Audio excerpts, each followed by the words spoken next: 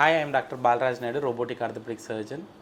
So ఈరోజు main important issue gym users 40 years దాటిన తర్వాత సడన్గా ఆర్మ్లో పెయిన్ వస్తుందని వస్తుంటారు, సడన్గా పాపప్ సౌండ్ వచ్చిందని వస్తుంటారు. సో దీనికి గల మెయిన్ కారణం excess wait abnormal angle lift చేసినప్పుడు బైసెప్స్ మజిల్ అనేది రప్చర్ అవుతుంది. సో దానికి రప్చర్ అయినప్పుడు మనకు పాప్ అనే సౌండ్ వచ్చేసి బ్రేక్ అవుతుంది.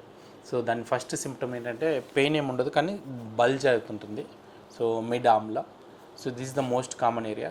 సర్టన్ పేషెంట్స్కి ఎల్బో దగ్గర టేర్ అవుతుంది, సర్టన్ పేషెంట్కి ఈవెన్ షోల్డర్ దగ్గర కూడా టేర్ అవుతుంది.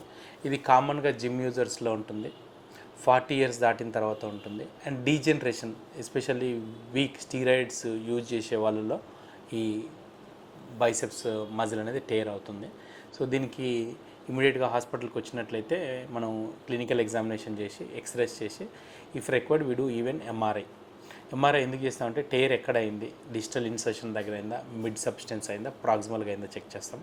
So most of the tears మనకు మిడ్ సబ్స్టెన్స్ టేర్ అయినప్పుడు కొంచెం రెస్ట్ ఇచ్చినట్లయితే హీల్ అయిపోతాయి. మళ్ళీ ఇమీడియట్గా జిమ్ అనేది వెయిట్ అనేది లిఫ్ట్ చేయకూడదు.